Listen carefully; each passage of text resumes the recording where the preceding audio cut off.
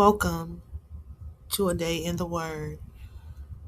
Today's reading is Nehemiah chapter 5 through Nehemiah chapter 7. Nehemiah chapter 5. Many of the poor people began to complain against their fellow Jews. Some of them were saying, "We have many children. We must get some grain if we are going to eat and stay alive." Other people were saying, "This is a time of famine. We have to use our fields, vineyards, and homes to pay for grain." And still other people were saying, "We have to pay the king's tax on our fields and vineyards, but we cannot afford to pay, so we are borrowing money to pay the tax. We are as good as the others. Our sons are as good as their sons, but we will have to sell our sons and daughters as slaves. Some of us have already had to sell our daughters as slaves. There is nothing we can do. We have already lost our fields and vineyards. Other people own them now." When I heard their complaints, I was very angry. I calmed myself down and then I went to the rich families and the officials. I told them, "You are forcing your own people to pay interest on the money you loan them. You must stop doing that." Then I called for all the people to meet together and said to them, "Our fellow Jews were sold as slaves to people in other countries. We did our best to buy them back and make them free. And now you are selling them like slaves again." The rich people and officials kept quiet. They could not find anything to say. So I continued speaking. I said, "What you people are doing is not right. You know that you should fear and respect our God. You should not do the shameful things other people do. My men, my brothers, and I are also lending money and grain to the people. But let's stop forcing them to pay interest on these loans. You must give their fields, vineyards, olive fields, and houses back to them right now. And you must give back the interest you charged them. You charged them 1% for the money, grain, new wine, and oil that you loaned them." Then the rich people and the officials said, "We will give it back and not demand anything more from them. Nehemiah, we will do as you say." Then I called the priests. I made the rich people and the officials promise to God that they would do what they said. Then I shook out the folds of my clothes. I said, "God will do the same thing to everyone who does not keep their promise. God will shake them out of their houses and they will lose everything they work for. They will lose everything." I finished saying these things, and all the people agreed. They all said amen and praised the Lord. So the people did as they had promised. And also during the whole time that I was appointed to be governor in the land of Judah, neither my brothers nor I ate the food that was allowed for the governor. I never forced the people to pay taxes to buy my food. I was governor from the 20th year until the 32nd year that Artaxerxes was king. I was governor of Judah for 12 years. But the governors who ruled before me made life hard for the people. The governors forced everyone to pay 1 pound of silver. They also made the people give them food and wine. The leaders under these governors also ruled over the people and made life even harder. But I respected and feared God, so I didn't do things like that. I worked hard at building the wall of Jerusalem. All my men gathered there to work on the wall. We didn't take any land from anyone.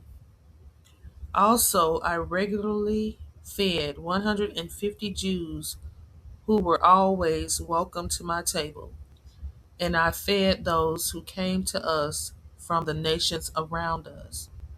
Every day I prepared this much food for the people who ate at my table: 1 ox, 6 good sheep, and different kinds of birds.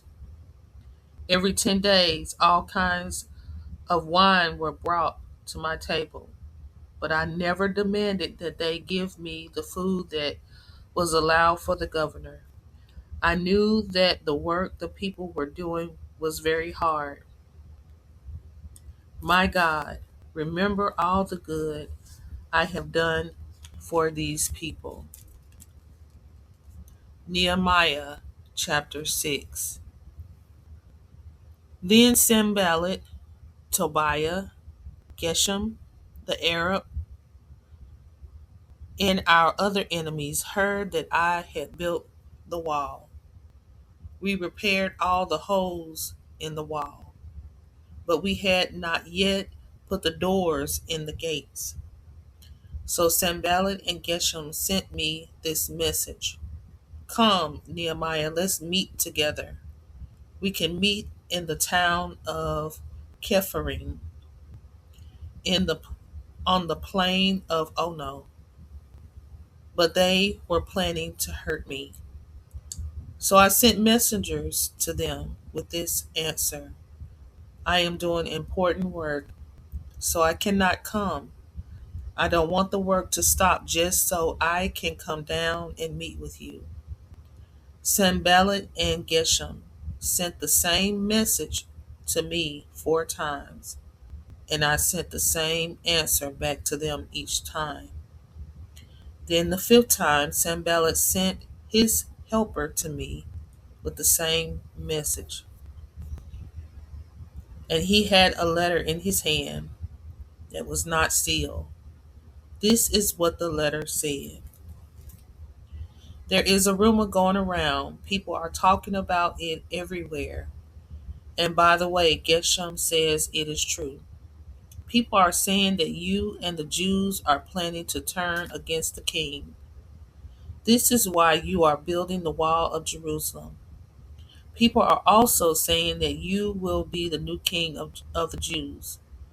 And the rumor is that you have chosen prophets to announce this about you in Jerusalem. There is a king in Judah. Now I warn you, Nehemiah, King Artaxerxes will hear about this. So come, let's meet and talk about this together. So I sent this answer back to Sanballat: Nothing you are saying is happening. You are just making all that up in your own head. Our enemies were only trying to make us afraid. They are thinking to themselves, the Jews will be afraid and too weak to keep on working. Then the wall will not be finished. But I prayed, God, make me strong. One day I went to the house of a man named Shemaiah, son of Delaiah. Delaiah was a son of Mehetabel. Shemaiah had to stay in his house. He said, Nehemiah, let's meet in God's temple. Let's go inside the holy place and lock the doors. Men are coming to kill you. Tonight they are coming to kill you. But I said to Shemaiah, Should a man like me run away? You know that an ordinary man like me cannot go into the holy place without being put to death. I will not go. I knew that God had not sent Shemaiah. I knew that he had prophesied against me because Tobiah and Sanballat had paid him to do that. They hired Shemaiah to scare me and make me sin by going into that place, into that part of the temple. They were planning those bad things against me so that they could shame me. My God, please remember Tobiah and Sanballat and the bad things they have done. Also remember the woman prophet Nodiah and the other prophets who have been trying to scare me. So the wall of Jerusalem was completed on the 25th day of the month of Elul. It had taken 52 days to finish building the wall. Then all our enemies heard that we had completed the wall, and all the nations around us saw that it was finished. So they lost their courage because they understood that this work had been done with the help of our God. Also, in those days, after the wall had been completed, the rich people of Judah were sending many letters to Tobiah, and he was answering their letters. They sent those letters because many people in Judah had promised to be loyal to him. The reason for this is that Tobiah was son in law to Shechaniah, son of Ara, and Tobiah's son Johanan had married the daughter of Meshullam. Meshullam is the son of Berechiah, and in the past those people had made a special promise to Tobiah. So they kept telling me how good Tobiah was, and they kept telling Tobiah what I was doing. Tobiah kept sending me letters to make me afraid. Nehemiah chapter 7. After we finished building the wall and put the doors in the gates, we chose the men that would guard the gates and the men to sing in the temple and help the priests. Next, I put my brother Hanani in charge of Jerusalem. I chose another man named Hananiah to be the commander of the fort. I picked Hanani because he was a very honest man and he feared God more than most people do. Then I said to Hanani and Hananiah, each day you must wait until the sun has been up for several hours before you open the gates of Jerusalem. You must shut and lock the gates before the sun goes down. Also choose people who live in Jerusalem as guards. Put some of them at special places to guard the city and put other people near their own houses. Now the city was large and there was plenty of room, but there were few people in it, and the houses had not yet been rebuilt. So my God put it in my heart to have all the people meet together. I called together all the important people, the officials, and the common people. I did this so that I could make a list of all the families I found, the family list of the people who had been the first to return from captivity.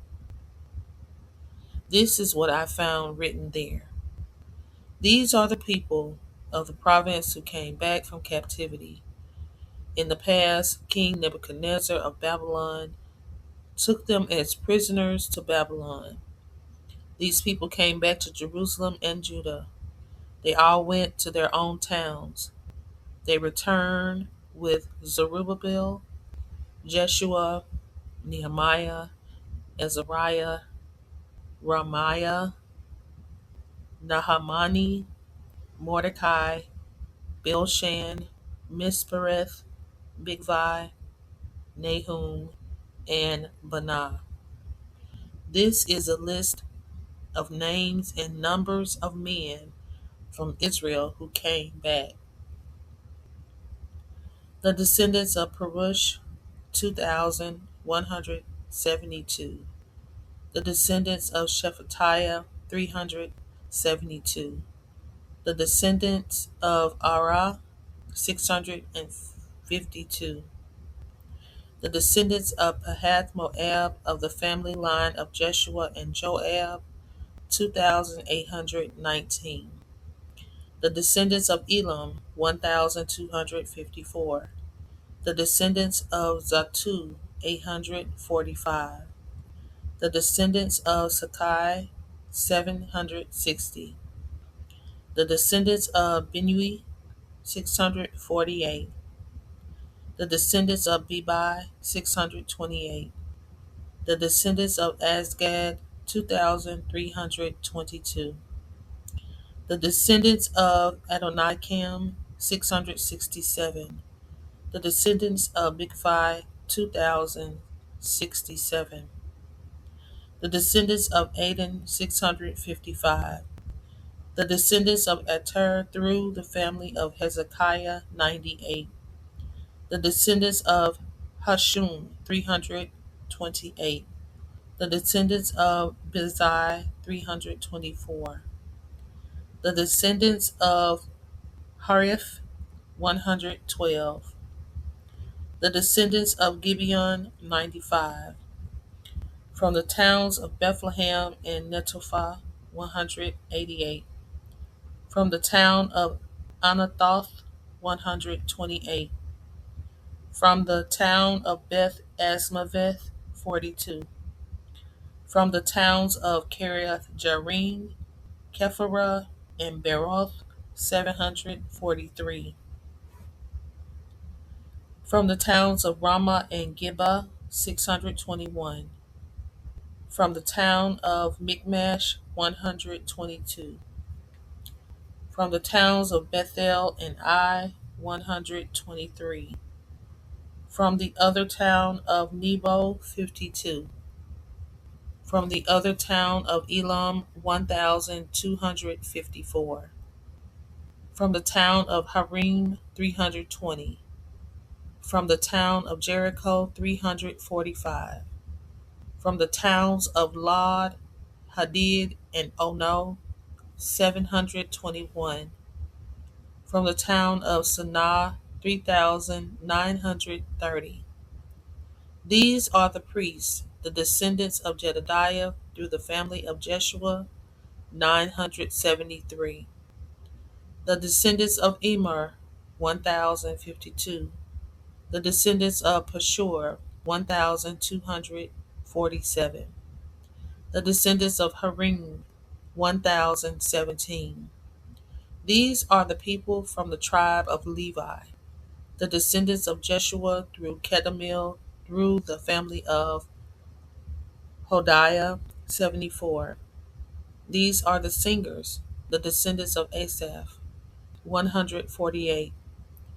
These are the gatekeepers, the descendants of Shalom, Eter, Talmon, Ekub, Hatita, and Shobai, 138. These are the special temple servants, the descendants of Zahar, Hasufa, Tabaoth, Koros, Sia, Padan, Labanah, Hagabah, Shammai, Hanan, Gedel, Gahar, Reiah, Rezin, Nakoda, Gazam, Azah, Paseah, Basai, Menuim, Nephusim, Babuk, Hakufa, Harhur, Bazluth, Mahida, Harsha, Barkos, Sisera, Tema, Naziah, and Hatipha. These are the descendants of the servants of Solomon: Sotai, Sophereth, Peridah, Jalah, Darkon, Giddel, Shephatiah, Hittel, Pachereth, Hezebaim, and Ammon. The temple servants and the descendants of Solomon's servants, 392. Some people came to Jerusalem from these towns of Tel Malah, Tel Harsha, Karub, Aden, and Immer. But these people could not prove that their families really came from the Israelites, the descendants of Delaiah, Tobiah, and Nokadah. 642. From the family of priests, there were the descendants of Hobiah, Hakaz, and Barzillai. If a man married a daughter of Barzillai from Gilead, he was counted as a descendant of Barzillai.